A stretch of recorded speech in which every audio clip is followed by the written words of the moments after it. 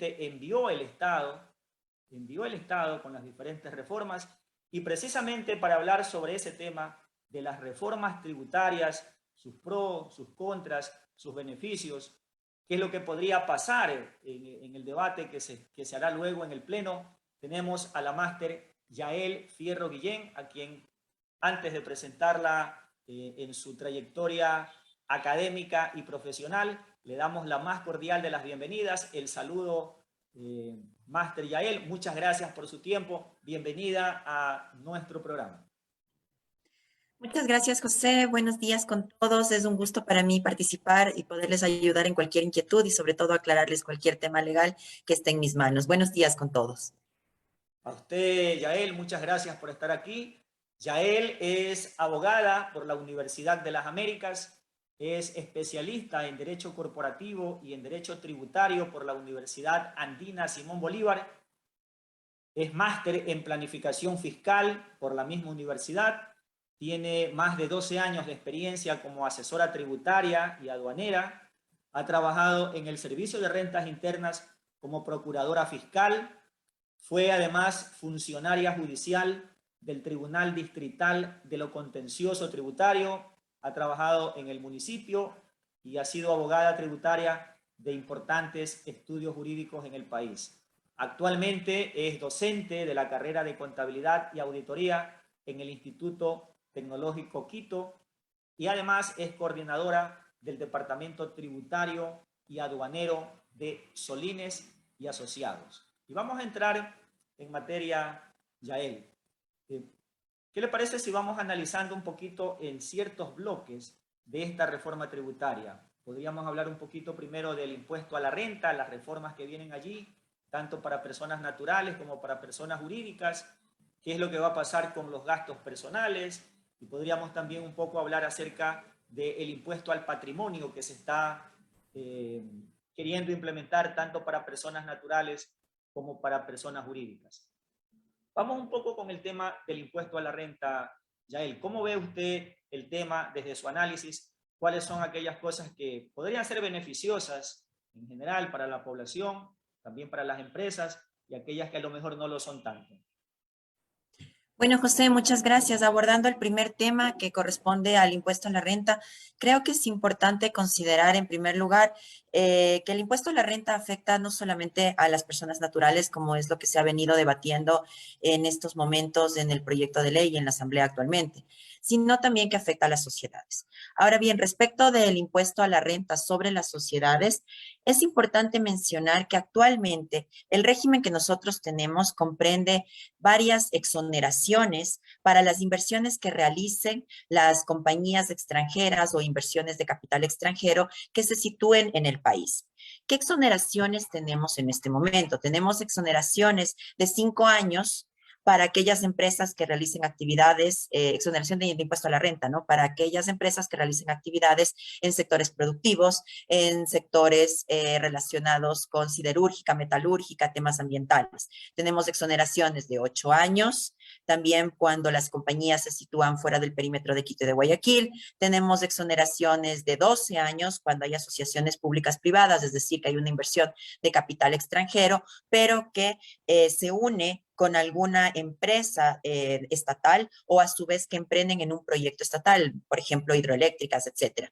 Entonces, tenemos un gran bagaje de exoneraciones de impuesto a la renta por 5, 8, 12, 13 años, que si bien es cierto, en un inicio la finalidad de estas exoneraciones era atraer inversiones, existió una problemática y es lo que precisamente el proyecto de ley ha identificado. ¿En qué sentido? En que cada una de estas exoneraciones establecen condicionantes bastante complejas que cumplir para poder acceder al beneficio.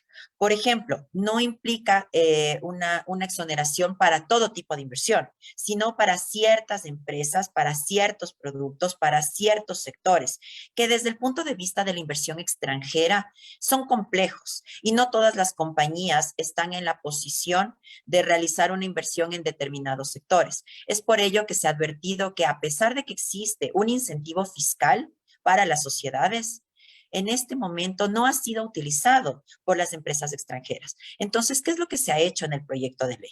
En el proyecto de ley se ha eliminado todas estas exoneraciones, ya no hay exoneración por 5, 8 años, 12 años, por determinadas industrias o proyectos o sectores económicos. Lo que existe ahora es simplemente una exoneración de 3 años para cualquier inversión. Desde mi punto de vista, yo considero que esto es muy positivo para la economía del país. ¿Por qué? Porque al momento en el que yo como inversionista extranjero decido establecer qué negocio voy a colocar en el país, ya sea textil, manufacturero, el hecho de que la legislación del país, de Ecuador, no me limite a una determinada industria, lo vuelve atractivo. Entonces yo voy a querer entrar a ese país ecuatoriano, voy a querer efectuar la inversión y voy a hacer uso de este beneficio de exoneración de impuesto a la renta de 3 años. Actualmente las bancadas legislativas no han hecho ninguna objeción ni han emitido ningún pronunciamiento de observación respecto de esta eliminación de todas las exoneraciones y en su lugar la colocación de una sola exoneración.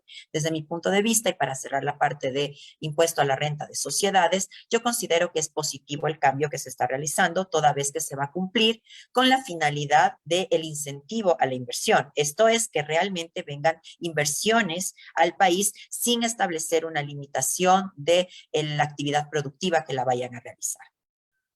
No sé, José, si es que tal vez hay alguna inquietud o algún comentario respecto de sociedades.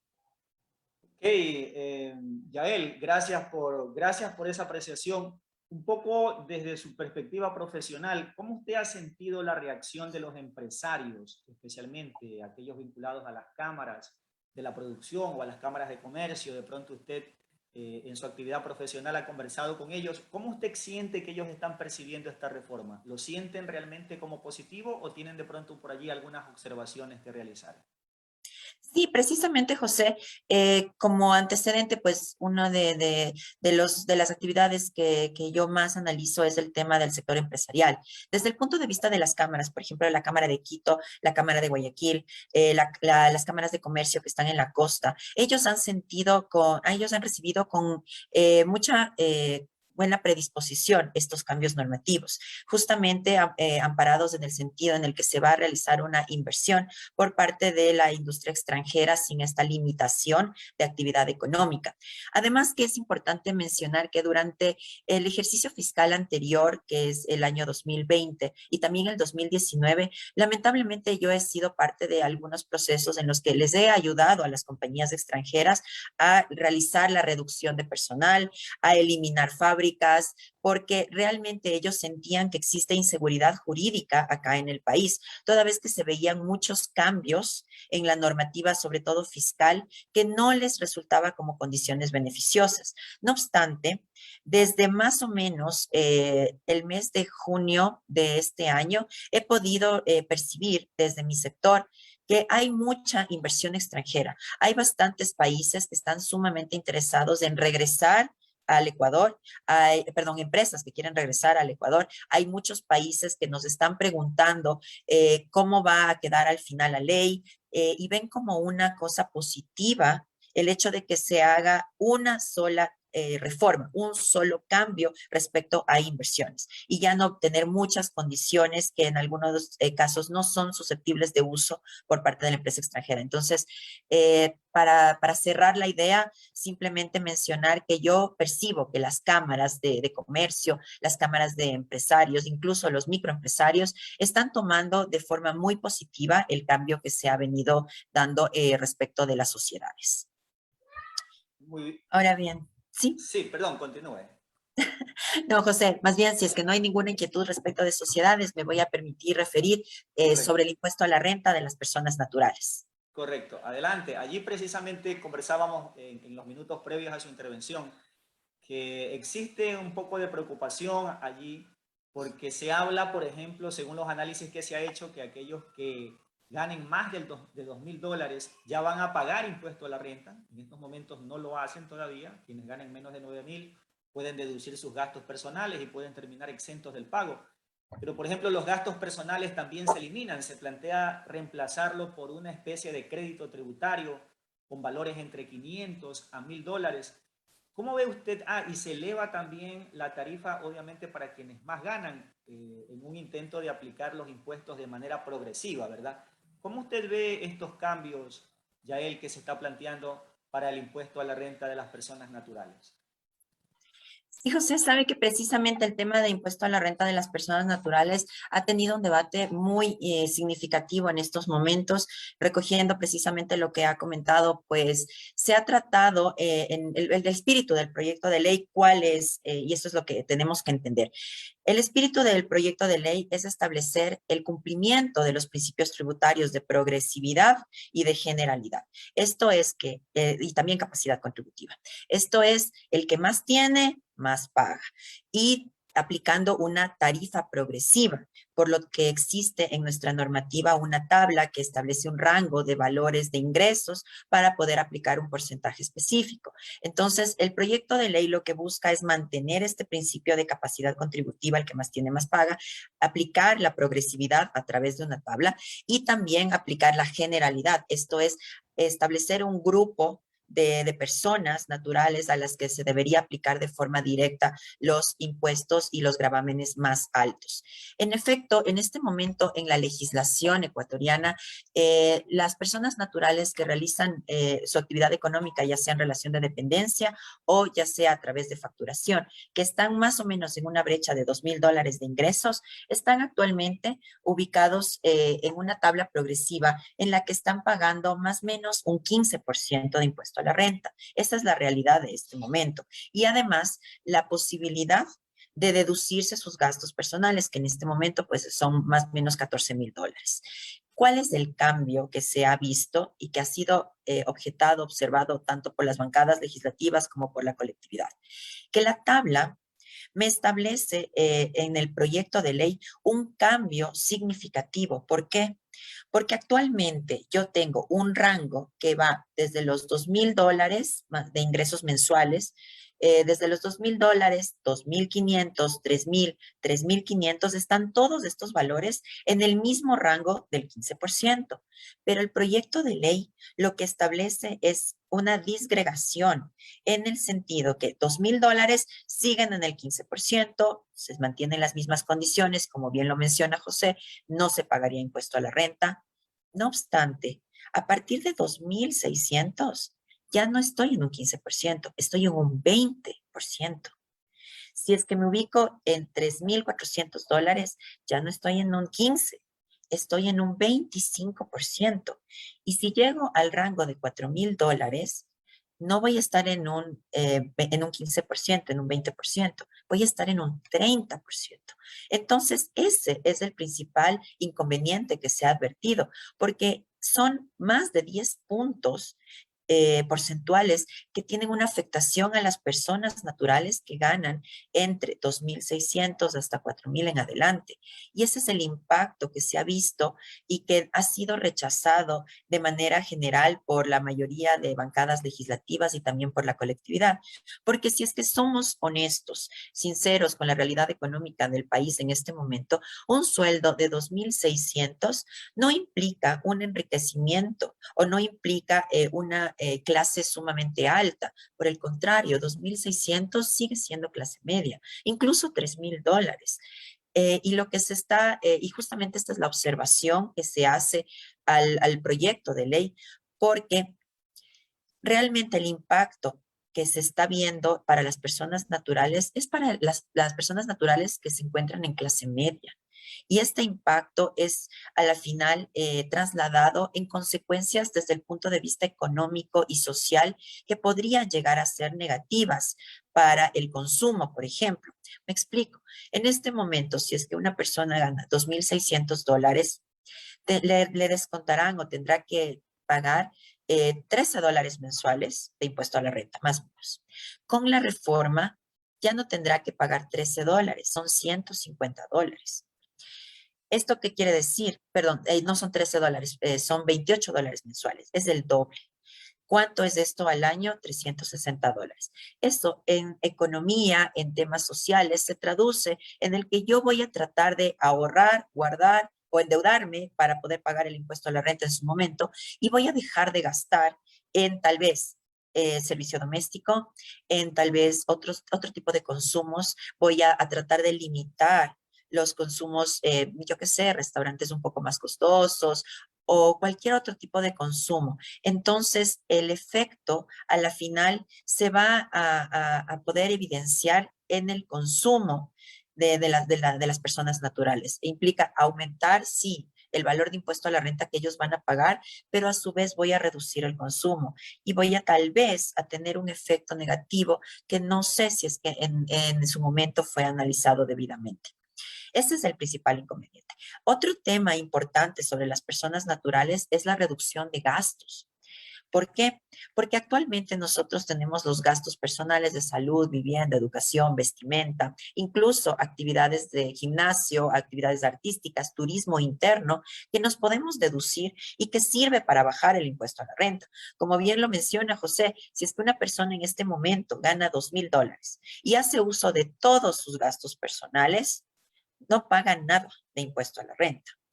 Lo propio si es que una persona gana 2,600, que son apenas $600, y usa el máximo de sus gastos personales, va a pagar $150 al año.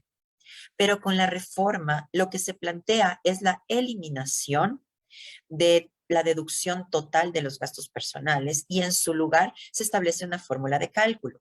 Y esta fórmula de cálculo lo que dice es, usted considere 7 veces la canasta básica, que no es un valor muy significativo, es referencial. Y de estas 7 veces, sáquele el 10% o el 20% de acuerdo a los ingresos, que en dinero más o menos significa de lo que usted antes se deducía $14,000, ahora use como rebaja o crédito tributario entre $400 y $900. Entonces, esa es la brecha tan grande que está ocasionando que las personas naturales lleguen a pagar bastante impuesto a la renta.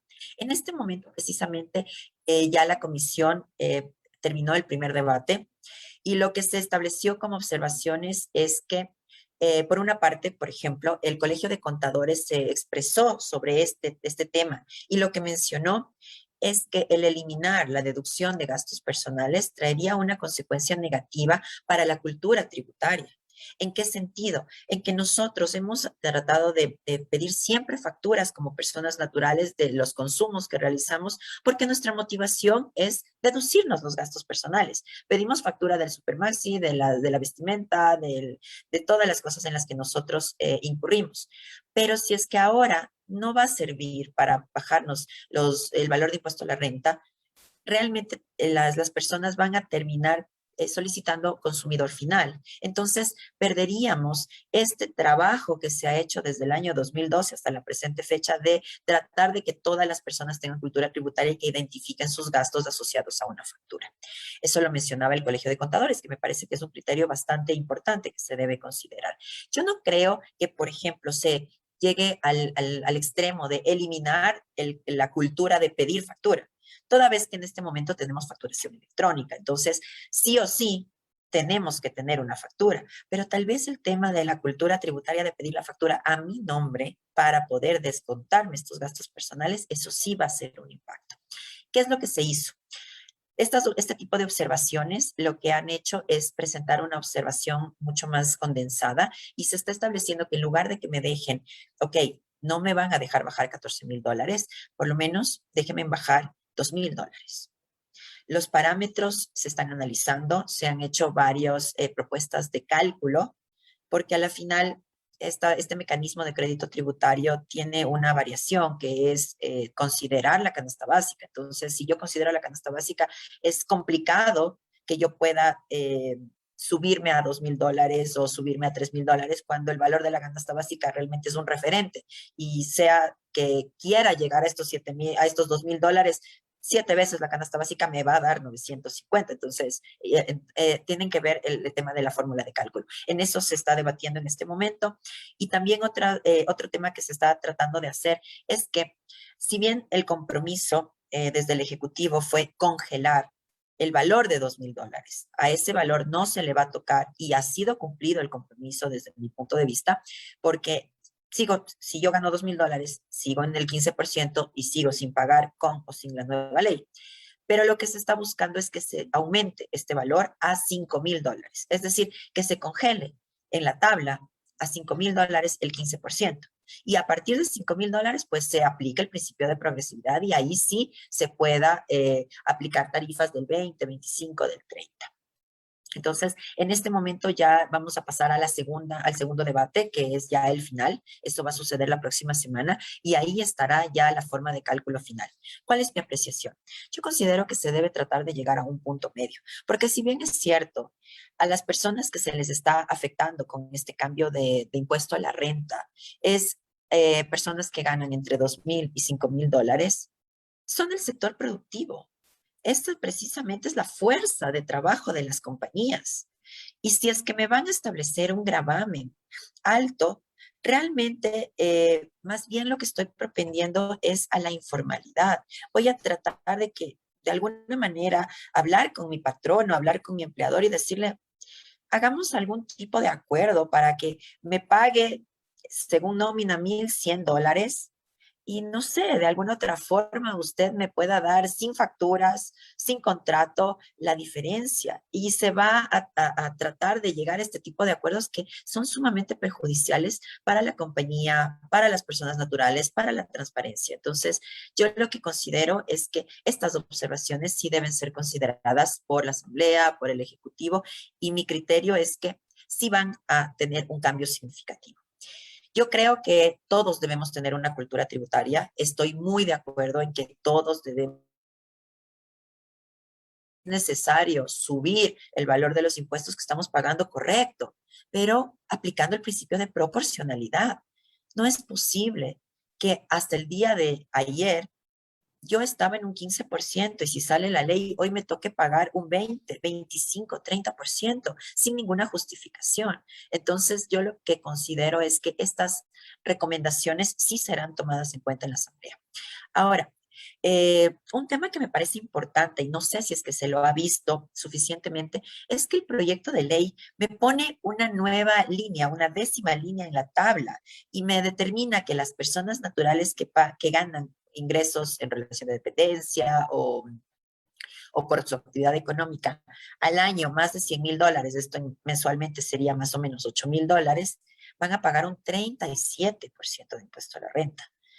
Hasta este momento, las personas naturales máximo pagábamos un 35%, pero se ha establecido una nueva línea, un 37%. Entonces, y para las personas que ganan, que tienen ingresos de 100,000, cuando actualmente en nuestra tabla, en este momento, una persona con $100,000 lo que hacía era pagar realmente el 35%, si no estoy mal. Entonces, ese es un cambio importante que también tiene un impacto para las sociedades. ¿Por qué? En la norma tributaria, casi todos los referentes para hacer cálculos respecto de pagos al exterior, retenciones, dice, aplique la máxima tarifa de personas naturales. Entonces, ¿qué significa? Que si yo hago un pago al exterior, voy a coger la tabla y voy a usar el 35% en este momento. Pero si es que sale con esta nueva línea, ahora voy a hacer un 37%. Yo como compañía no me complico. Lo que hago es que, ok, me cuesta 2 puntos más, voy a transferir esto, si vendo llantas, voy a subir el precio y al final el que termina pagando es el consumidor final. Entonces también esa es una implicación que tiene una afectación nuevamente al sector del consumo, a la sociedad, a la colectividad, porque de alguna forma se van a encarecer un poquito los productos.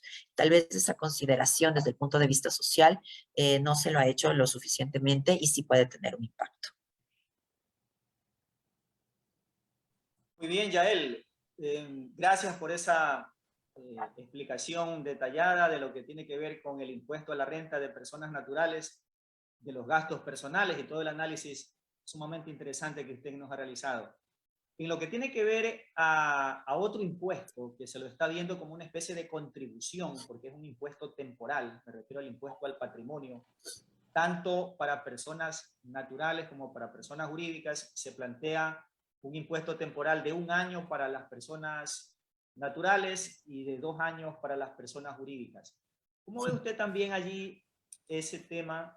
El gobierno, obviamente, una de sus principales preocupaciones es la de recaudar ingresos, más aún ahora que el precio de los combustibles está congelado.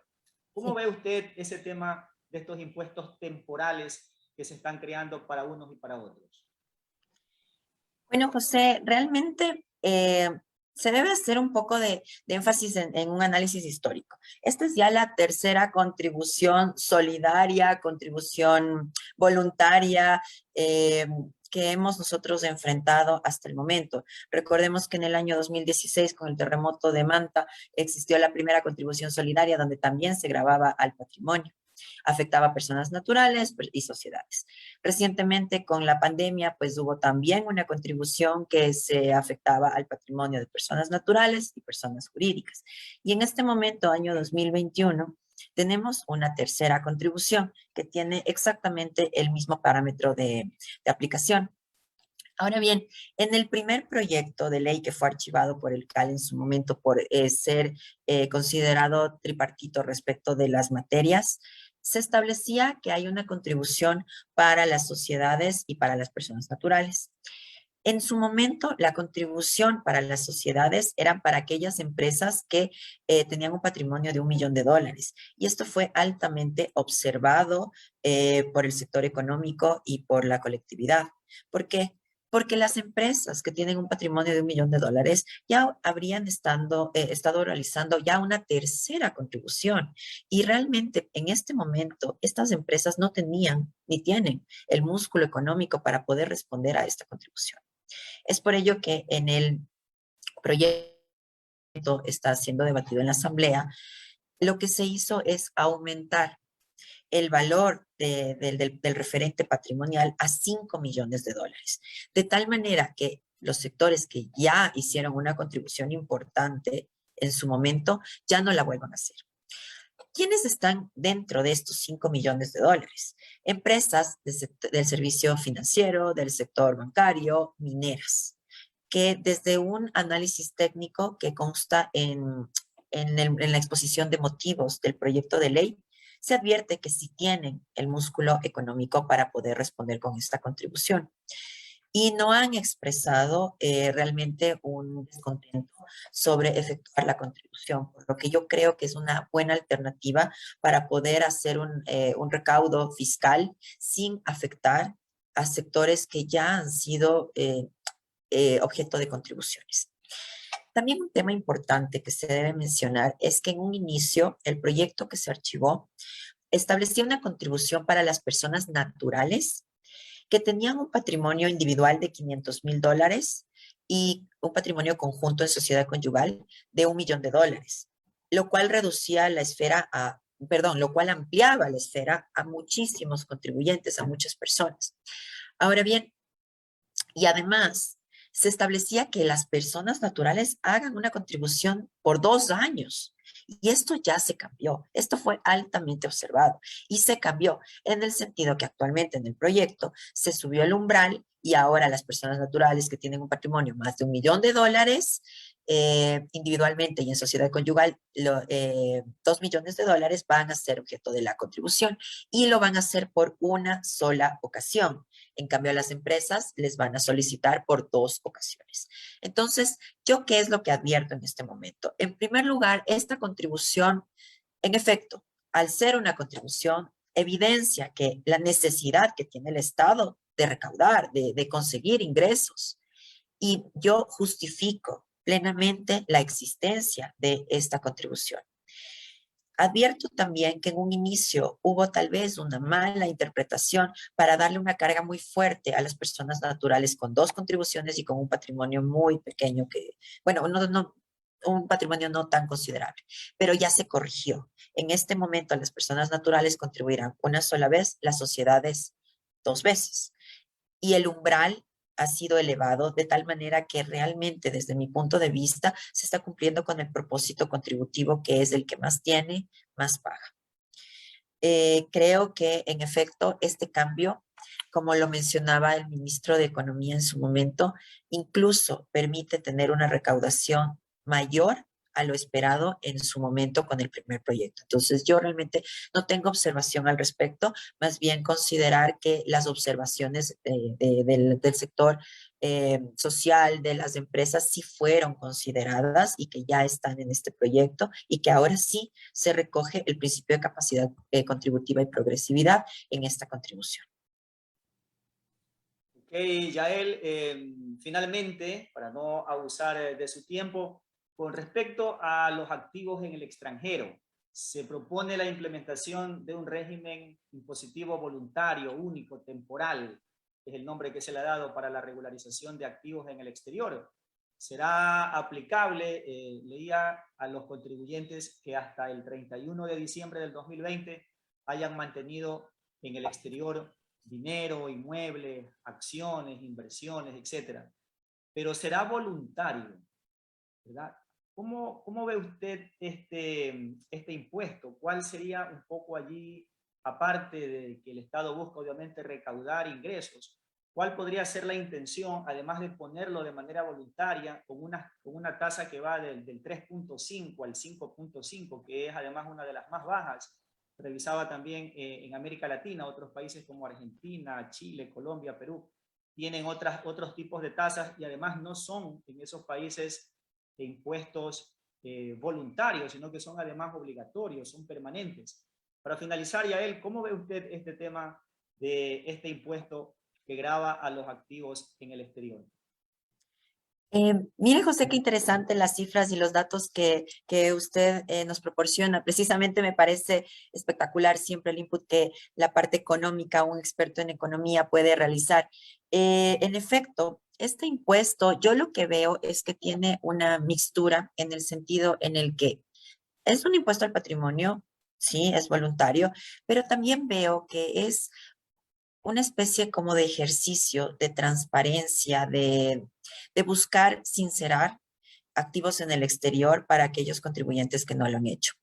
Yo soy abogada corporativa y desde el punto de vista corporativo, yo veo en precisamente en este impuesto único y temporal, como una oportunidad para las compañías para realizar una debida diligencia de todos los pagos al exterior que se ha realizado.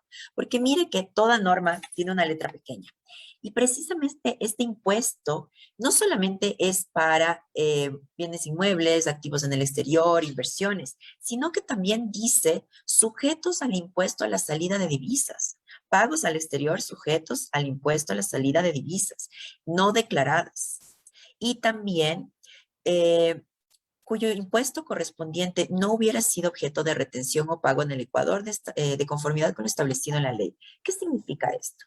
Como abogada empresarial, yo soy consciente que existen muchos casos en los que las empresas tienen que hacer pagos al exterior para pagar a sus proveedores. Si soy una importadora, eh, yo hago la importación, esto no genera ninguna retención, pero sí genera un tema de gastos, por ejemplo, de servicio técnico o servicios administrativos que me toca pagar al exterior. Y pueden ser, y puede darse, y he visto, que hay casos en los que por buena fe, por un descuido involuntario, el contador se olvidó de hacer la retención en los pagos al exterior. ¿Y cuánto me cuesta eso como empresa? Cuando no hago un pago al exterior, yo tengo que remitirme a la máxima tarifa del impuesto a la renta, 35% en este momento, si es que pago paraíso fiscal, o tengo que aplicar la retención del 25%. Si no hice en su momento, me cuesta 25% de la retención. Una multa del 100% del valor de la retención, otro 25%. Intereses, y los intereses tributarios, no me dejará mentir, José, son los más altos que existen. Entonces, el hecho de no haber efectuado la retención en su momento, me está costando más o menos un 60% del valor de la retención que no hice. Es un monto sumamente alto. Pero, ¿qué dice este régimen voluntario? Si usted hace una revisión de todos los pagos al exterior que usted ha hecho y que se ha olvidado por alguna razón, que yo entiendo que es buena fe, de hacer estos pagos, si usted lo hace de acuerdo al calendario que nos propone la norma, y me hace en marzo, no me pague 25%, págueme 3,5%. Lo propio, si es que hace en junio, págueme el 4,5%, o si lo hace hasta diciembre, el 5,5%. Entonces, ¿qué es esto para mí como abogada tributaria? Una oportunidad oportunidad para obligarles a mis empresas, combinarles, asesorarles y decirles, es momento de que revisemos qué pagos al exterior hemos realizado y si es que hay algún error de nuestra parte de buena fe, lo corrijamos y nos va a salir mucho más barato que esperar que la administración tributaria revise, me sancione y me cobre lo que realmente es. Y lo mismo se aplica para el ISD, porque también existen casos en los que hago pagos al exterior y por alguna razón no hubo el pago del 5%. Entonces, aplicar este impuesto como una medida de prevención fiscal para las empresas me parece que es una herramienta importante.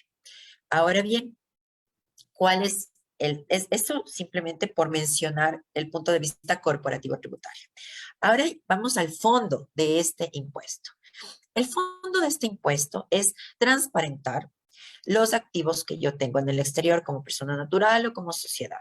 Para esto se ha establecido la opción de hacer una declaración juramentada de todo lo que no he declarado, si es que soy persona natural, hacer una declaración patrimonial sustitutiva.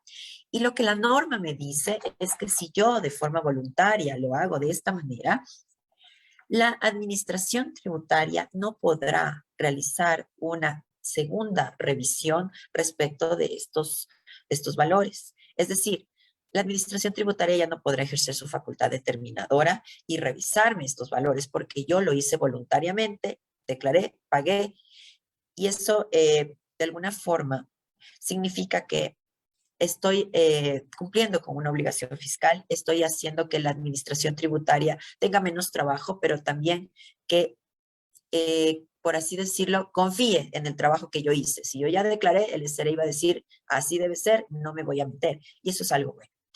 ¿Cuál es el tema con esto? A mí me parece que esta es una contribución temporal, es un impuesto voluntario. Sí es voluntario en este momento porque lo que busca es que nosotros arreglemos lo que pasó en años anteriores, que las empresas transparenten.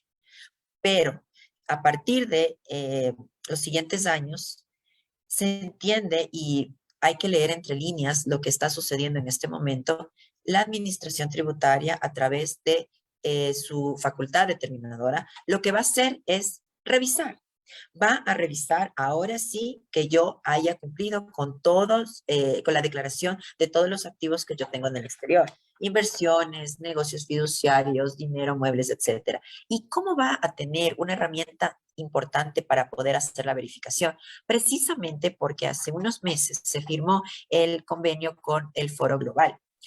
Aquí tenemos ya un convenio de intercambio de información. Somos parte del Foro Global como Ecuador. Eso quiere decir que Estados Unidos, otros países miembros, ya están considerando a Ecuador el envío de información. Entonces, el SRI ya no solamente cruza la información con lo que dice el contribuyente ecuatoriano, el SRI cruza con lo que dice la administración tributaria de Estados Unidos, de Colombia, de Perú, de otros países. Y con base a eso es que me va a determinar a mí como persona natural o como compañía si es que hice o no la declaración y pago correspondiente. Entonces, incluso por comentarles, existe en este momento en el Servicio de Rentas Internas un departamento nuevo que está debidamente estructurado con financieros, economistas, abogados, que tiene precisamente esa finalidad. Es el Departamento de Grandes Contribuyentes. Y lo que está haciendo es revisar, haciendo uso de las plataformas nuevas que los estados les han proporcionado y están ya empezando a hacer una revisión para identificar cuando hay estos casos en los que no se ha transparentado los activos en el exterior, dineros, transacciones, que a fin de cuentas corresponde a una evasión fiscal. Mi criterio es que desde el punto de vista corporativo, este impuesto es una oportunidad para pagar menos por los errores que pudimos haber cometido de buena fe y arreglar. Y cerrarle la puerta al SRI para que no me revise, porque yo solo estoy arreglando.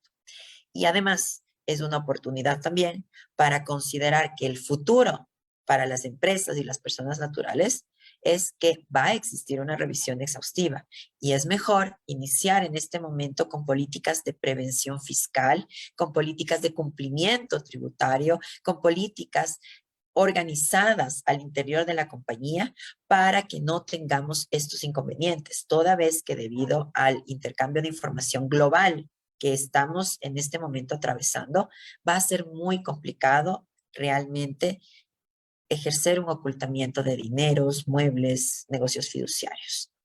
Esa es mi opinión.